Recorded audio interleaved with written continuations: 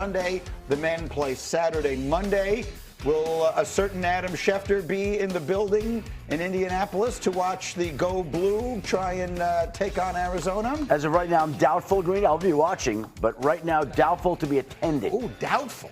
Doubtful. I've never heard him give an update on himself.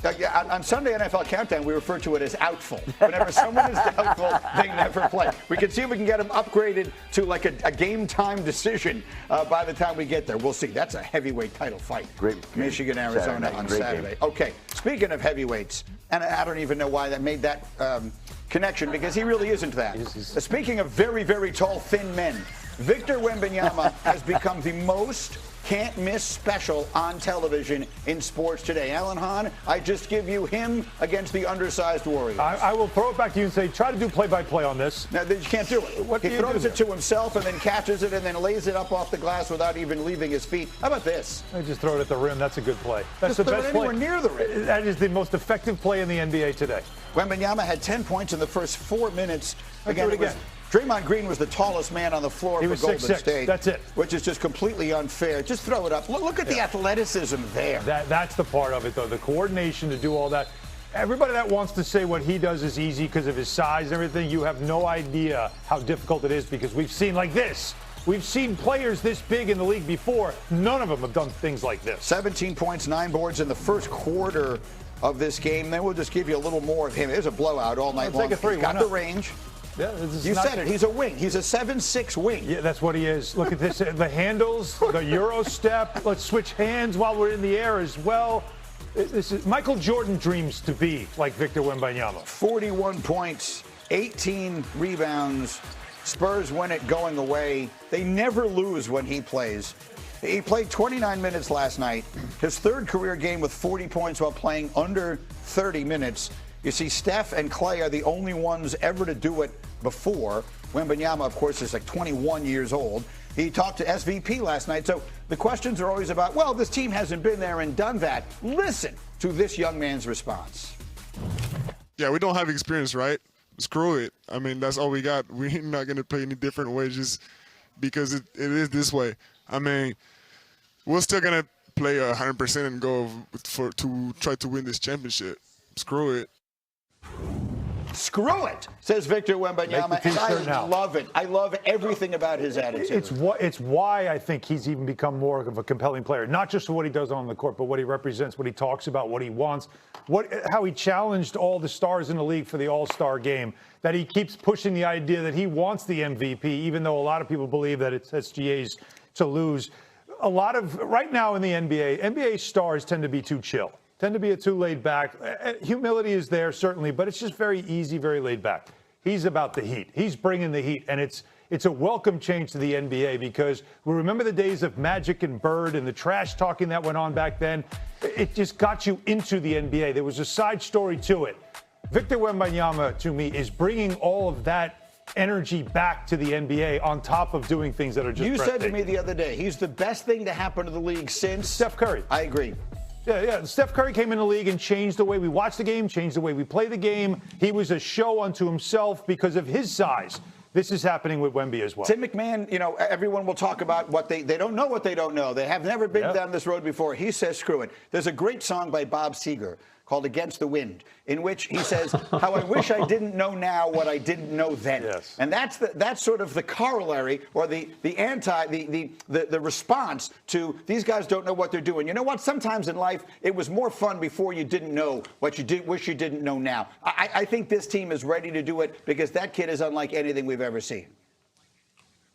Congratulations, Greeny. The first time ever that a Bob Seger has been brought up into an NBA conversation. On the 8th anniversary of the show. Why not? I would bet Chris Berman somehow managed to do it back in the day, but let's move on. Listen, we've never seen anything like Victor Wembanyama. So, okay, no team with this level of inexperience has ever won an NBA championship. None of them have had a 7.5-foot dude who was this athletic, this skilled, this confident, this comfortable. And it's not like Victor Wembanyama's never been on a big stage before.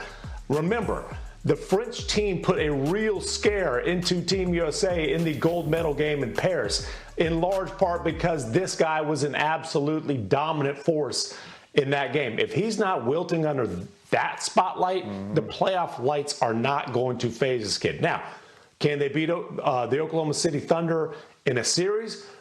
We'll see. We'll find out. But I guarantee you this, Victor Wembanyama has no doubt that they can, and frankly, he expects that they will. And by the time they see them, it would be the conference finals, right? So they've gotten through 2 series of experience already by the time they get to them. That's most important.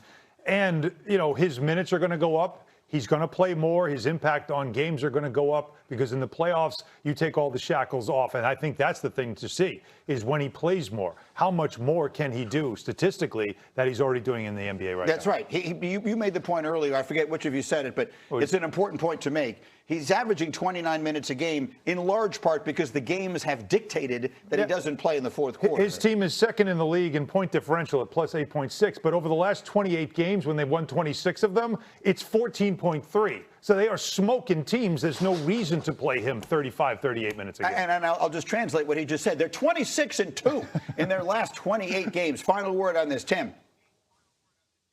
Well, and 27-1 in the last 28 that he's played. He's not on a minutes restriction now. He's just chilling in the fourth quarter of blowouts, okay? Right. When he needs to play more minutes, he will. He has. Against the Pistons, he played more minutes. He just hasn't had to play a lot of minutes lately because the Spurs have been so damn dominant. Yep, they look awful good on one side. We'll tell you which team looks awful good on the other side. More NBA conversation as we continue. But at the very end of our first hour today, I promised we would set aside some time for this, and let's do it now, because here is yet another mock draft. We have an alternating mock draft that just came out this morning, and it's got all of our draft experts. It's Mel, and it's Matt Miller, and Jordan Reed, and Young Fielding Yates, and they took turns making their picks. And once again, the most important thing I want you to see is the second name on your list. They have Ty Simpson falling to the second round. The New York Jets have 2 first-round picks, one of them at 16 overall, and then they have the first pick of the second round, and that is yet another mock. Matt Miller did one himself last week that showed Ty Simpson falling to the second round. Now, there's been so much conversation about Ty. Jordan, you were involved in it with how much you like him, and Dan Orlovsky obviously has said repeatedly how high he is on Ty Simpson.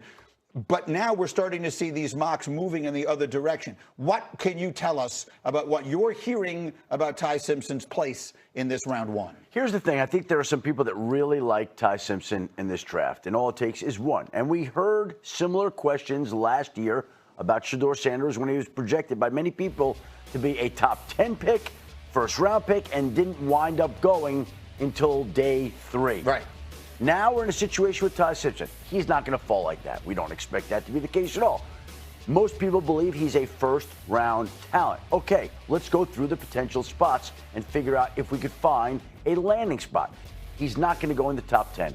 We do not believe he's going to the Jets at 16. Okay, that's a big one because that we know the Jets met with him. Do not believe he's going 16 to the Jets. Don't believe he's going to Pittsburgh at 21.